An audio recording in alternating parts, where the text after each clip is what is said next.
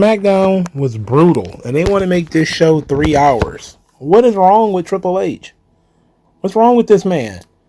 He can't even fill a 2-hour show. He wants to make this joint 3? This guy, he's patting himself on the back. You know, he's going to break his own arms. Let's talk about this Friday Night SmackDown, December 27th, 2024. We're not going to go through everything because the show is not worth talking about, really. So we're going to go through a couple of things, and then we're going to get on up out of here. First, we want to talk about something I was going to talk about on Monday Night Raw, but I might as well just talk about it now. WWE has apparently canceled, quote-unquote, Tribute to the Troops. Now, I don't know if Tribute to the Troops is canceled or if they just did not have one this year. I actually noticed it before all the articles started floating around. There had not been a Tribute to the Troops this year. And then a couple of days later, it was like, oh, WWE canceled it. So the Tribute to the Troops started, I think in maybe 2004, 2003 maybe. So it's been a good 20 years of Tribute to the Troops. And of course, it's been marred a little bit with the Ashley Massaro situation. So, but a lot of people, the Tribute to the Troops shows, usually they were in December, they were near the end of the year. And they were kind of like non-canon shows where you would have weird tag team matches and weird street fights. And they would sometimes be taped weeks in advance and nobody really cared about them. And I was saying to myself, we don't really need those shows. They didn't really add anything to the product, And then I thought about it like, wait a minute. We just had a bunch of taped SmackDowns and a bunch of taped Raws that really didn't do anything for anybody. They were really boring. They really didn't drive any kind of engagement. They weren't interesting at all. You could have just slapped a Tribute to the Troops banner on one of those shows and called it a day, But obviously, I'm not going to lose any sleep over a Tribute to the Troops being canceled because I don't think anybody's favorite show is Tribute to the Troops. I'm very interested, however, in why they decided not to do it. That's where I'm interested at. What decision was made? Because I know they had partnerships with the Army and all this kind of stuff before, which is why they was doing Tribute to the Troops. Is why they decided to stop doing Tribute to the Troops. Is it because we're no longer in war, and therefore the purpose of Tribute to the Troops no longer exists? But we still have people stationed overseas. There's always going to be soldiers stationed overseas. We got military bases all over the place. We no longer go to, they used to go into quote unquote war zones and perform. Those were my favorite episodes of Tribute to the Troops. Is when they would go to literally to Baghdad or something like that. Then they started doing them stateside, just in regular arenas where military guys come in for free and that kind of stuff. And it seemed like this was the natural end of it. Like we are officially no longer at war. But I don't know. It still feels weird to not have it. And it also feels weird for it to not be told that it's not going to happen. And then also no reason why. So I'm very interested in the why. Why is there no Tribute to the Troops? But now that Tribute to the Troops is gone, I guess we can all talk about our favorite moments from Tribute to the Troops.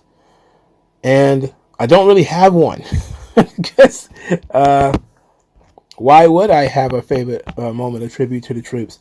I do believe there was a couple of boot camp matches at some Tribute to the Troops shows, but again, they were all lighthearted they were fan service shows. Non-canon fan service shows. And sometimes those were okay. Sometimes those can be fun. But now they rather tape these episodes of Raw or SmackDown, and they're just absolutely dreadful. This show was not taped. This December 27th, Friday Night SmackDown was not taped. And it was terrible. It was quite awful. Again, we're going to go through this thing. I'm not going to go segment by segment. Just going to say Kevin Owens and Cody Rhodes have agreed to a ladder match. We got to this point because Kevin Owens has been running around with the gold belt, like a winged eagle. And Cody is responsible for the winged eagle because Triple H gave it to him. And Kevin Owens says that if, Nick Aldis wants it, Cody should come and take it. And then Cody actually agreed with it, saying Triple H gave it to me. It's my responsibility. And Kevin Owens wanted a match where the referees can't take it and can't ruin the match for him. And Cody says, I want a match where the referees can't stop me. So they agreed to a ladder match. Okay. I was thinking about, like, when are they going to do this? Are they going to pull this off for the Netflix show? And they said it's going to be at the Royal Rumble. So then I look and I say the Royal Rumble is in February, which is still several weeks from now. So that means this whole thing is going to continue for another month. My Lord. And I still hate the way Kevin Owens cut promos. He gets super excited. It's all manicky. It's too much. It's way too much. I'm not a fan. The ladder match concept, though, I am cool with. I don't really hate it. I think that their feud should necessitate something else. Like, I was thinking it was going to be a last man standing match or an I quit match or something like that, because this feud has been kind of rough. But a ladder match is fine. They don't do them all the time. But a ladder match on a Royal Rumble show, it's happened a couple of times, I think. I think maybe happened in 2000 or 99 or something like that. So it's been a while since they had a ladder match and a Royal Rumble on the same show. So that's fine. Now, there is more talk on social media about Cody's WrestleMania opponent. And it's coming up John Cena that... there's this fake Royal Rumble list coming out as, has John Cena as the winner of the Royal Rumble and The Rock as the runner-up and Randy Orton's going to be number one. They do these things every year where they have these leaks for the Royal Rumble weeks in advance. I think actually maybe once or twice it actually ended up being pretty damn close or pretty much the exact thing. I'm not going to go through it because I just don't think I want to give it too much space. I mean, it's worth talking about. Clearly, that's why I'm talking about it. But I don't want to give it too much credence to sit here and go through all 30 names on the list. I'll just say CM Punk was not featured on that thing, which was suspicious to me. And there were no surprises featured on it. Everybody that was... I know last year's Royal Rumble didn't have any special features either. And maybe that's another Triple H thing. Like, we're not going to have any tribute to the troops. You're not going to have a Hell in a Cell pay-per-view. You're not going to have any surprises in your Royal Rumble. He needs to get over that. That last one, he got to get over that. The surprises in the Royal Rumble are absolutely necessary, especially if you're going to be a fan service kind of guy. You absolutely need to start bringing people in for the Royal Rumble and not saying we're going to put Berto and Angel in there because they're regular roster guys. Nobody cares. Nobody cares. But the idea that John Cena would win the Royal Rumble and wrestle Cody. Clearly, John Cena does not need to win the Royal Rumble. I don't think The Rock is going to be in the Royal Rumble just to lose it. It doesn't seem to make sense to me that they would do that.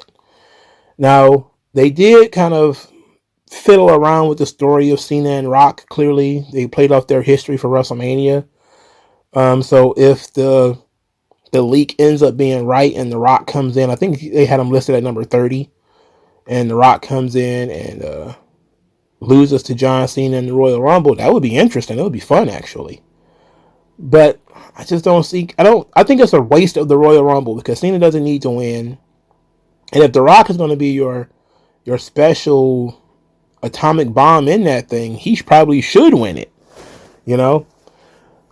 So again, also said that CM Punk wasn't in there, which kind of teases that CM Punk is not going to be in the Royal Rumble, which means he's probably going to wrestle for the title, which means he's probably going to wrestle Gunther at the Royal Rumble.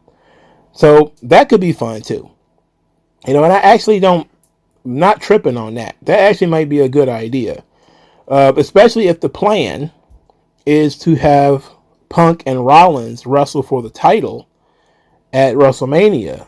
Punk winning the championship at Royal Rumble and being the champion going into WrestleMania could be one way of doing it.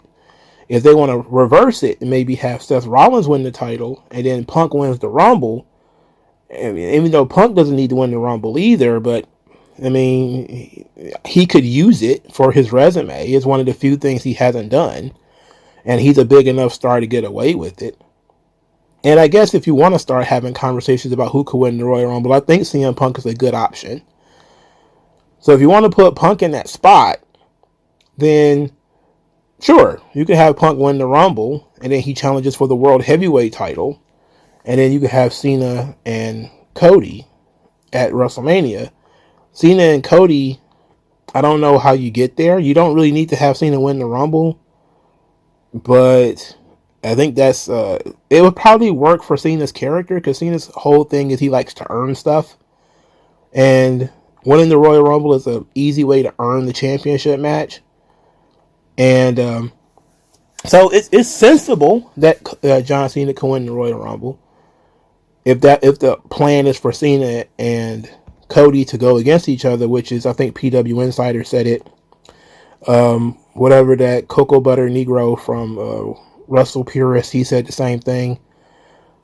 He has some level of inside information because Triple H was talking about him on a podcast, so I guess he knows a little bit. But all the Shea Butter Negroes, they get real gossipy. In any event, if WrestleMania is Cena versus Cody, I'm not mad. I'm really not.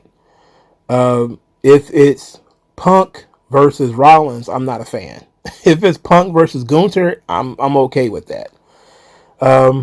There is of course, the question of where's The Rock, and how does Roman Reigns fit into this? Clearly, whatever they're going to do with The Rock and Roman is not going to involve the championships, because they don't need them anymore. And Cena doesn't really need it either, but as a special attraction for WrestleMania, one of Cena's big stories is, can he win number 17? Can he break Flair's record? And having Cena as a defending champion for the rest of his run, that could be an interesting way of booking John Cena's retirement, because you could do a similar thing to what AEW just did with Danielson, right? Where Cena says, when I lose this title, it's over. I broke the record. I'm the man. Whoever beats me is the man. They win the title, and they take off with it. That could be fun, and you could actually just prepare Cody to win the title back in 6 months or 8 months or whatever, however long that would be from pillar to post, right? And I don't think Cody really benefits from being champion for 2 damn years anyway. So I don't think anybody really benefits from it. And I think if you're going to have Cody lose it, having him lose it to Cena only to win it back would be fine. And it works for Cody's character, because that's what happened with him and Roman. So I would be fine with that. The Punk element, the World Heavyweight Championship, is the one thing I'm concerned with, because that's clearly going to be the B tier stars, because whatever Roman and Rock is going to do is going to be A tier. Anything Cena does is going to be A tier. Everything else is going to be, well, this is all we got left. Like, if you end up drawing Gunther at WrestleMania, I'm sorry, bro, that's all we got left. You're the Super Intercontinental Champion. We don't know what to do. You're gonna be in the fourth match on the show. They might 6-pack challenge that shit. Like, they might just decide we gotta have a 6-pack challenge, bro. It's gonna be like Damian Priest and Finn Balor and Dominic Mysterio and a bunch of mid-carders. But I'm okay with Cena and Cody. I think just make it a series. If you want to put Cena over strong on his way out, have him win the belt, and then have him lose the belt at the end of his career, and call it a day. All right. I got lost because I started talking about that. Oh, I already talked about the ladder match. Who cares? There was a 6-woman tag match where Bianca Bailey and Naomi defeated Tiffany Stratton, Nia Jax, and Candice LeRae.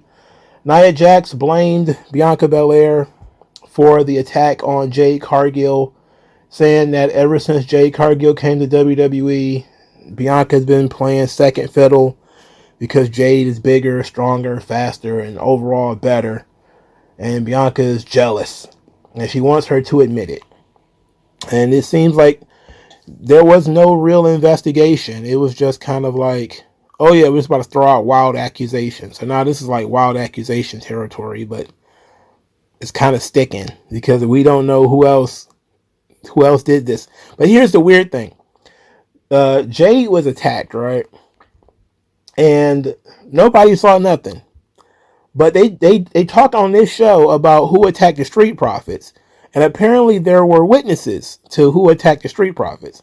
So you mean to tell me that Jade Cargill almost got murdered almost 2 months ago now? Nobody saw nothing. But when it comes to the Street Profits, Apollo Crews saw it. He saw it all. He was there. He was in catering. He was stuffing his face full of cakes. And then he sees the Street Profits get beat up. Even though I do think it was funny that Pretty Deadly were fake witnesses. Well, they were real witnesses, but they lied about what they saw. I did think that was funny. But the match was long. That 6-woman, 6-man tag was very long.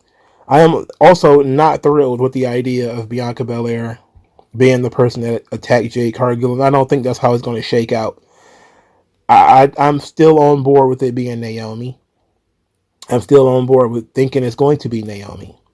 And speaking of Naomi, she's getting another championship match against Nia Jax next week. How many does she have to lose?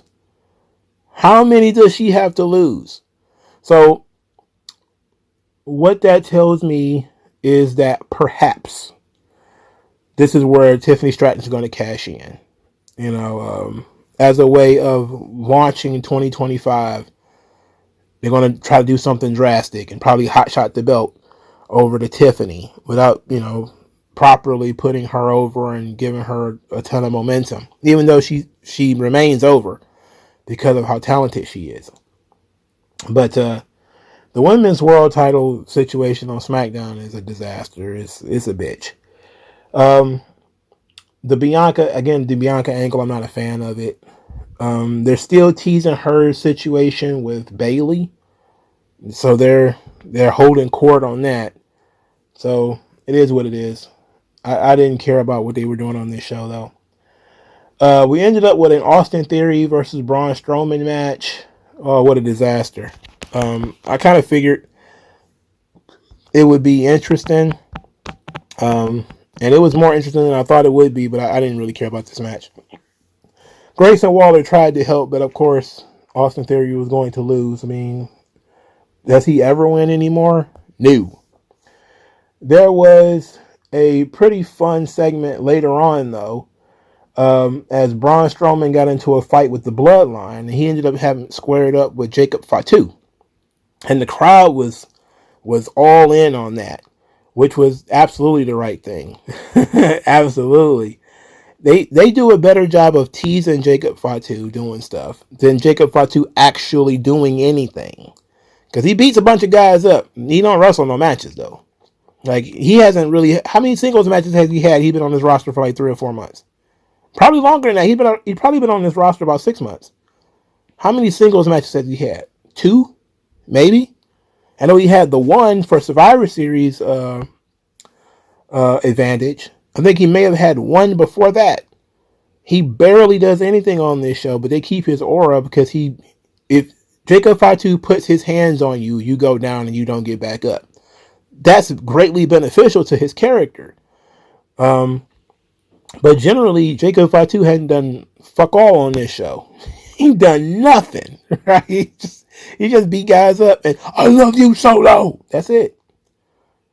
He don't do shit, Oh, I forgot to mention the match was Sami Zayn versus Carmelo Hayes, and Braun Strowman came out to confront Carmelo Hayes because he was trying to flee, and he ended up and Sami Zayn got jumped by the Bloodline. So this ends up with Sami Zayn getting his ass kicked, and Braun Strowman trying to help him, and then Braun Strowman getting his ass kicked too. So they got Braun Strowman got the Bloodline stuff all over him. I mean, this is truly phenomenal Triple H is just finding his way of mixing in all of his favorites. We're going to get a little bloodline on everybody. Going to give it a little bit to Andrade. Give it a little bit to Apollo Crews. A little bit to Sami Zayn. A little bit to Braun Strowman. A little bit to everybody. But the Fatu Strowman face-off was clearly the highlight of this segment. So that was that. Los Garza, Humberto and Angel had a pretty good match with the Street Profits. I'm pretty much the only person who watched this match because I like Los Garza. I like Berto and Angel. I'm just a fan of them. So the match was fine. The Street Profits found out later that it was DIY who attacked them. They also had an issue with the Motor City Machine Guns, but who cares? These are a bunch of tag teams, and it involves Johnny Gargano, so you can't care too much. One of the better segments on the show, the fun segment, was of course Chelsea Green and her championship celebration, where she came out dressed as the Statue of Liberty, and she talked about how the blue brand is now the greenhouse. She started talking about how she's glorious, the glorious women's United States champion. She's the youngest and the oldest, the tallest and the tannest. She's going to bring pride and sexiness to this title. Recognized herself and said if it wasn't for her, we would have to have one of these she-trolls in the back as a women's champion. She said good riddance to Mia Yim. She was shocked that she made it so far. And then she said that she would say that Mia Yim was a great competitor, but she's Canadian and Canadians do not lie. And I thought that was very funny. Mia Yim came out with the kendo stick, threatened to hit Chelsea Green with it. Of course, she cowered and got carried away by Piper Niven. But they're teasing Piper Niven being frustrated with Chelsea Green because Chelsea is now full of herself. And when it came down time to give somebody credit for her success, Chelsea skipped over Piper, and so there's that. But Chelsea Green did a really awesome job in this segment. She really nailed all the elements of her character. She can talk. She has charisma. She has presence. She has a sense of humor, and she's very cocky. Again, she's the female version of The Miz. This is the kind of stuff she should be doing. Instead of trying to go out here and have 100 matches, this is what she should be doing. The only problem with this that I have is that she's trapped in a forever feud with Mia Yim. Like, why are they still feuding? She got put in the garbage can by Mia Yim. They had matches before the garbage match, right? Before the dumpster match. They had matches before that. And now they've had a United States Championship match since then. And now apparently they're going to have another one. So it's like you're doing a terrible job of establishing this title. Because now it's just the same two people over and over and over again. I don't expect Chelsea Green to do the open challenge thing. That doesn't really fit her character. But I would imagine somebody else stepping up to face her with, me and Yim having that person's back to fight off Piper Niven or something would probably have been better. But they decided to go with this route because apparently Triple H doesn't trust the rest of his roster, apparently. I guess he figures there's more juice in this turnip. I promise you there's not, but, Triple H thinks so. I mean, you have an entire roster of women that you could be using. You keep ended up on me and Yum. Stop it.